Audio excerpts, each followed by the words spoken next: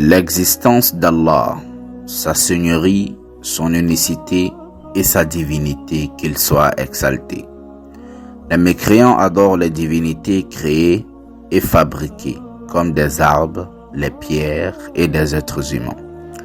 Pour cela, les juifs et les polythéistes, ayant interrogé le messager d'Allah sallallahu alayhi wa sallam au sujet de la description d'Allah azza wa jal et de quelle matière il est fait, Allah azza wa jalla fit descendre cette révélation.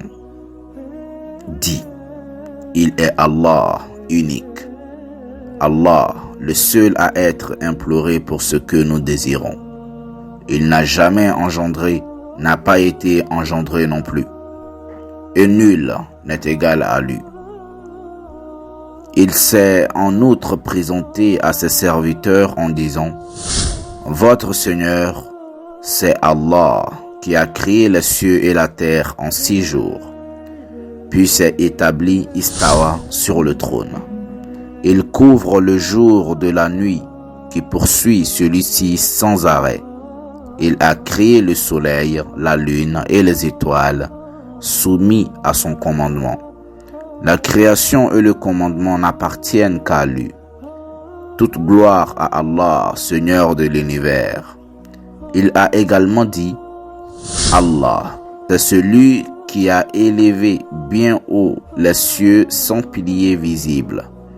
Il s'est établi istawa sur le trône et a soumis le soleil et la lune, chacun poursuivant sa course vers un terme fixé. Il règle l'ordre de tout et expose en détail les signes afin que vous ayez la certitude de la rencontre de votre Seigneur.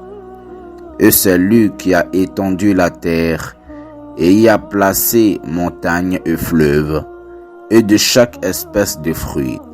Il y établit 2 éléments de couple et fait que la nuit couvre le jour. Allah sait ce que porte chaque femelle et de combien la période de gestation dans la matrice est écourtée ou prolongée. Et toute chose a auprès de lui sa mesure. Le connaisseur de ce qui est caché et de ce qui est apparent, le grand, le sublime.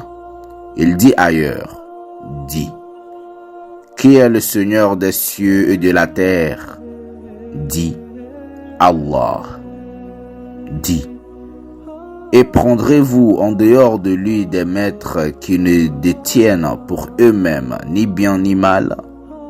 Dit, sont-ils égaux l'aveugle et celui qui voit? Ou sont-elles égales les ténèbres et la lumière? Ou donne-t-il à Allah des associés qui créent comme sa création, au point que les 2 créations ne soient confondues à eux?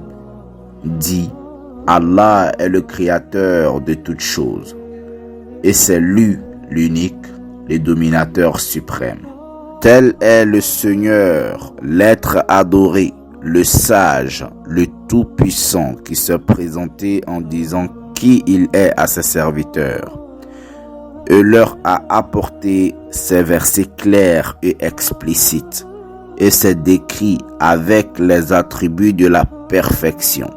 Son existence, sa seigneurie et sa divinité sont prouvés par les législations prophétiques. Le bon sens de la nature saine et les nations s'accordent unanimement sur ce point.